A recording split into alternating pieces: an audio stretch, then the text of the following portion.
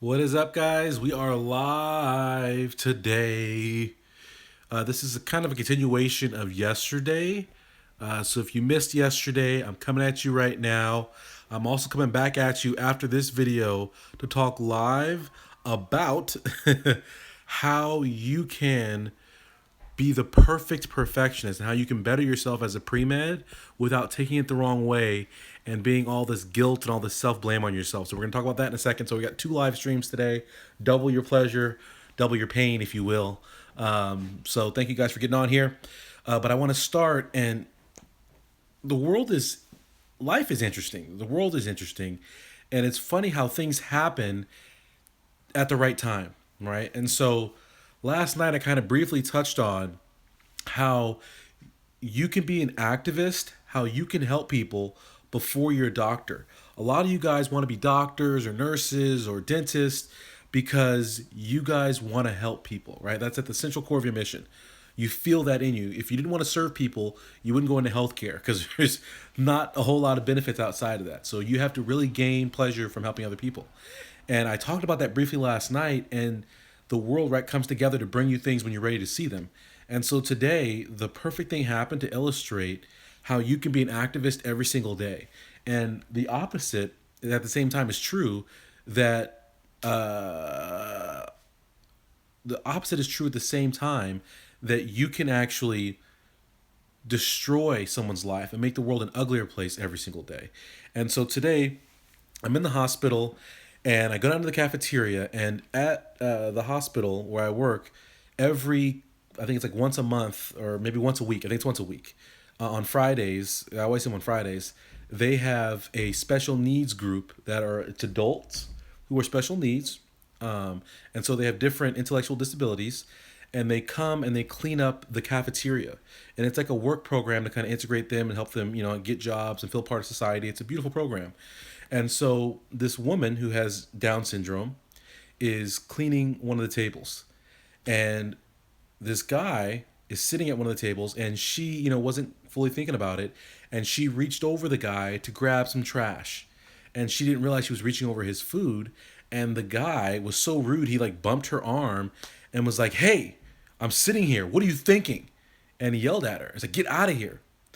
And to see her trying to turn, and when they do this program, they have like a person who watches them, a woman who brings them and watches them.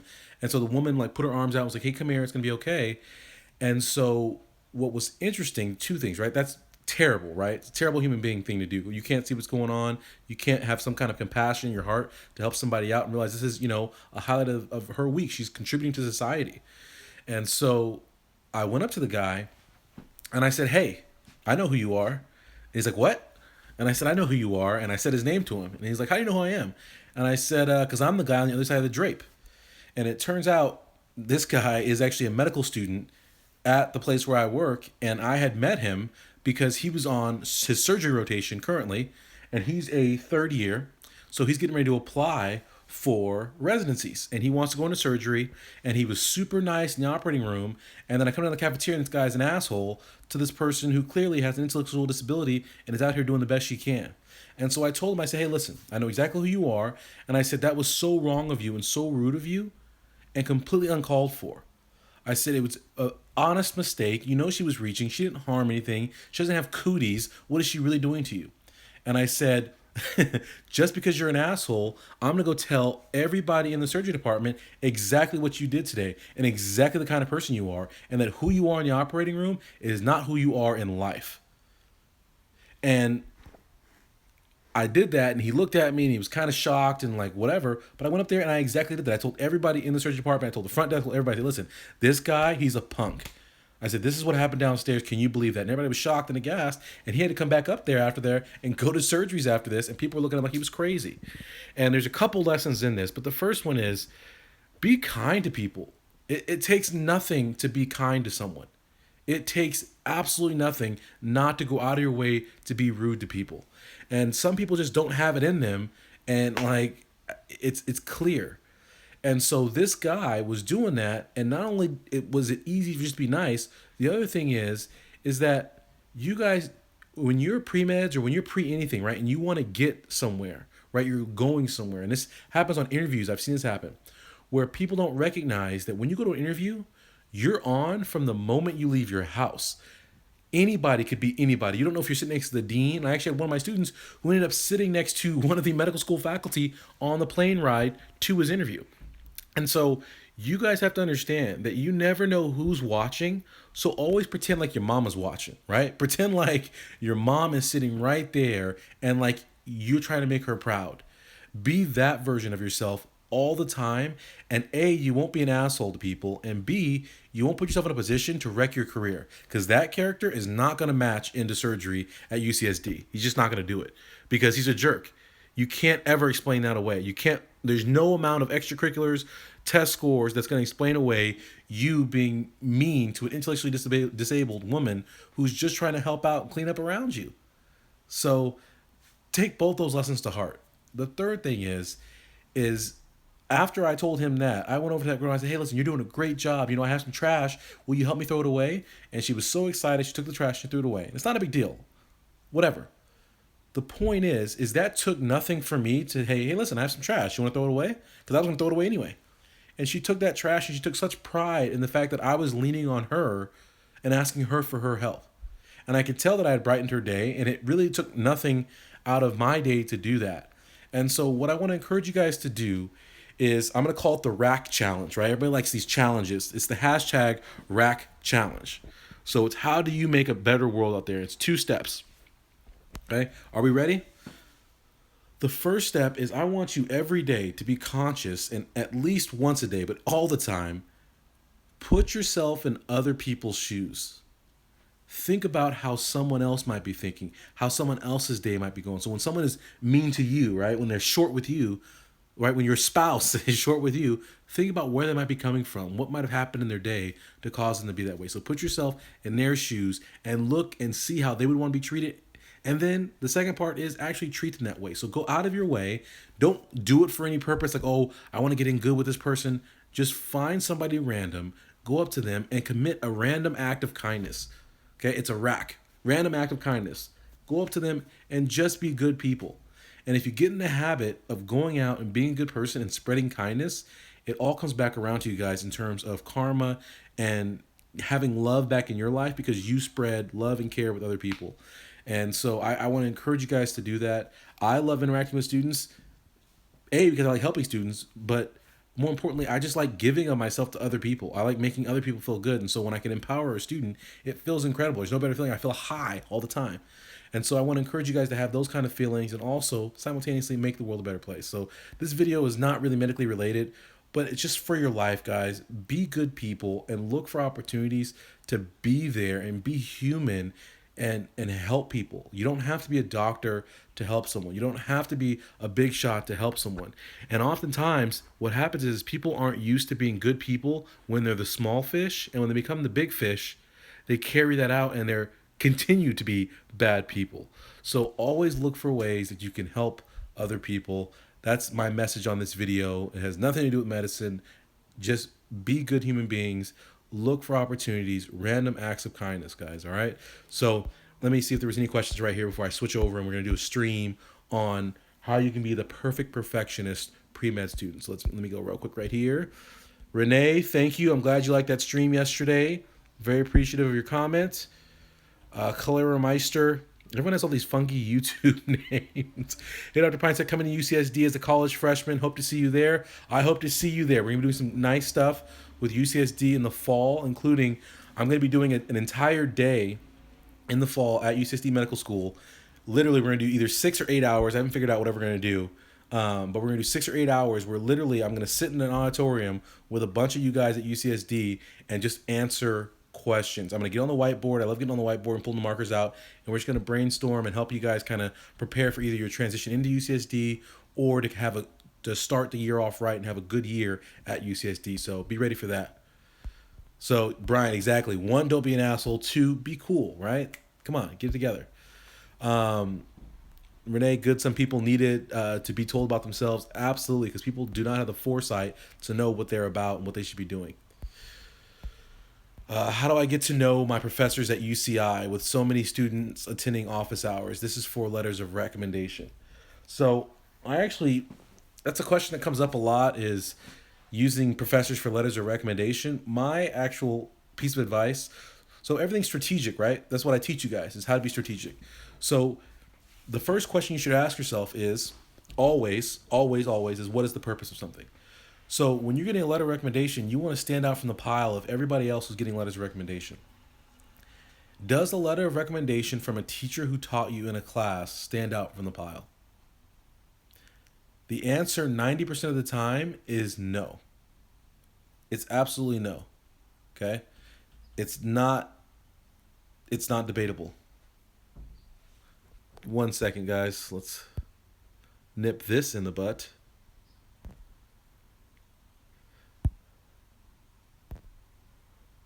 Okay.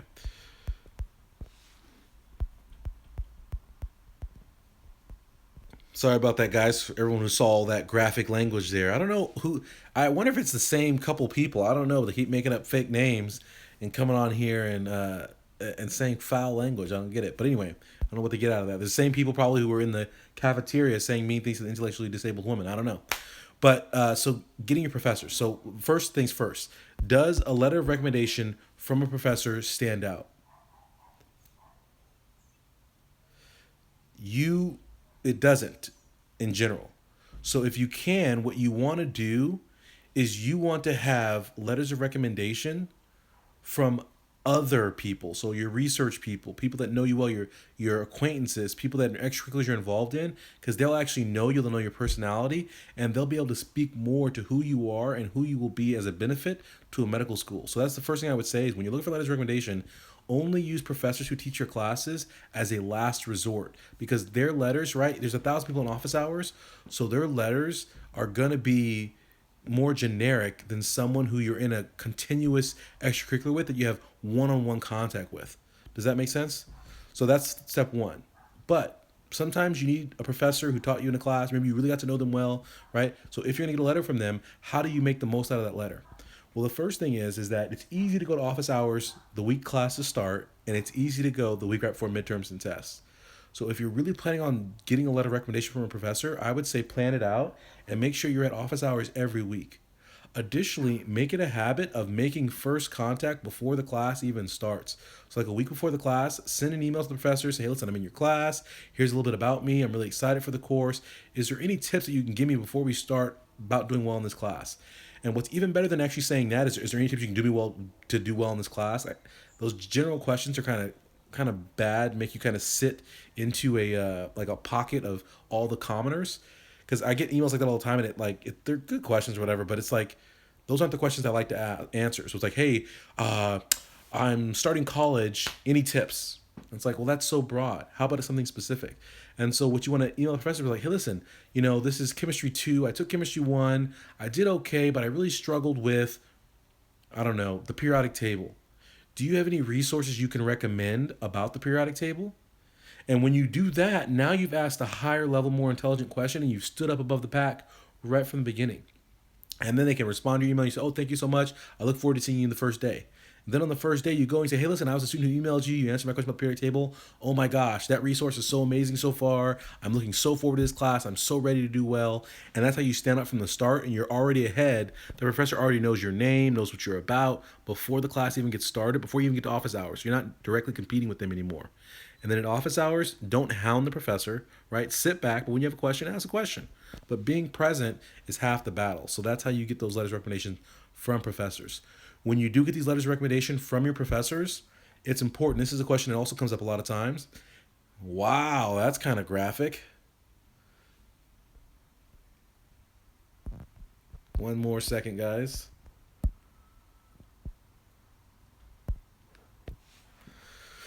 The other part of that is the question I get is should I ask for a letter of recommendation right after the class ends, or should I wait until I'm ready to apply and then ask them? And again, right, what is the purpose? What are we trying to do? What seems more strategic?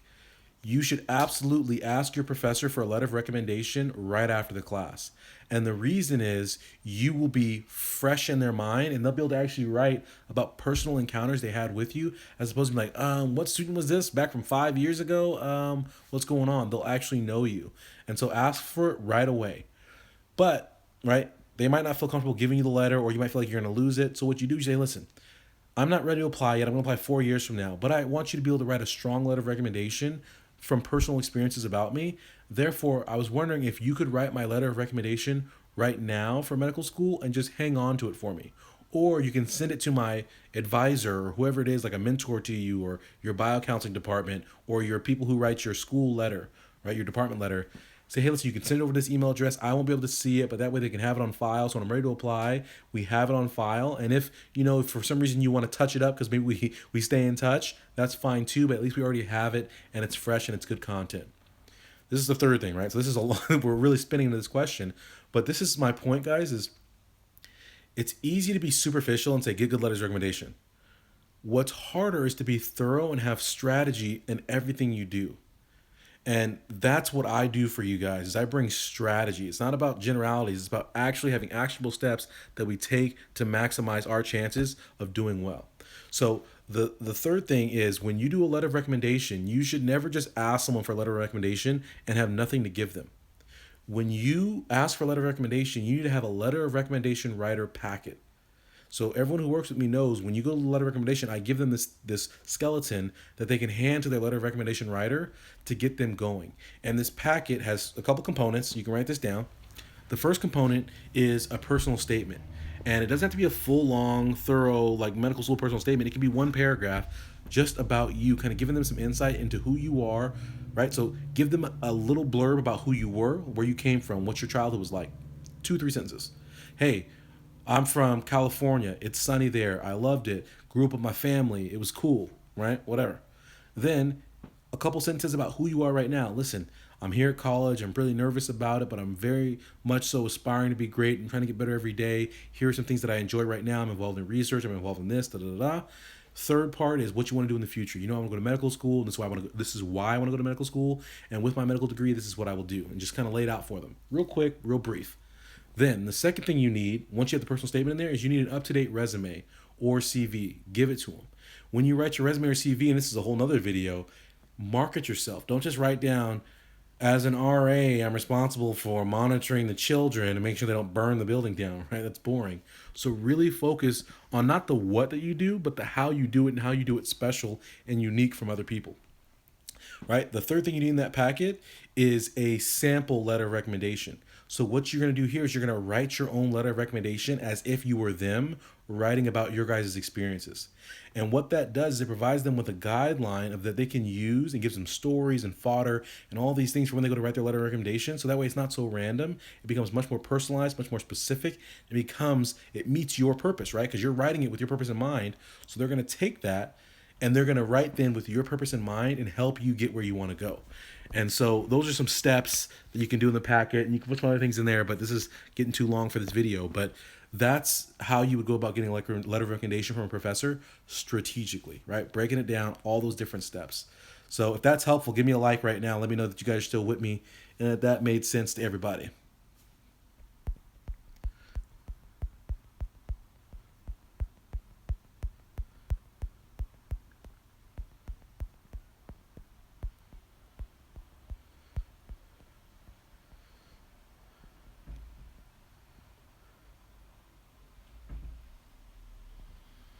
Caribbean Med School for primary care, is that a good idea? Caribbean School for primary care is not a bad idea. And actually, I'm going to do another video on Caribbean medical schools this week because people are getting really upset about that video because they're not understanding what I'm talking about. So I'll actually do another video because I realize now that in some of these videos I talk like you guys have, like everyone has the same kind of understanding about the process. So I want to talk about Caribbean medical schools in more detail in another video.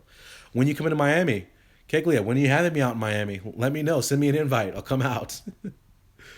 Marquise, what's up? I think you emailed me actually recently. So hopefully I will be getting back to your email soon. I'm going to be working this weekend. Actually, that's my whole plan is to sit down Saturday and Sunday and get all caught up on emails. So hopefully you'll see an email from me if you've emailed me this weekend. Brian, what is up, man?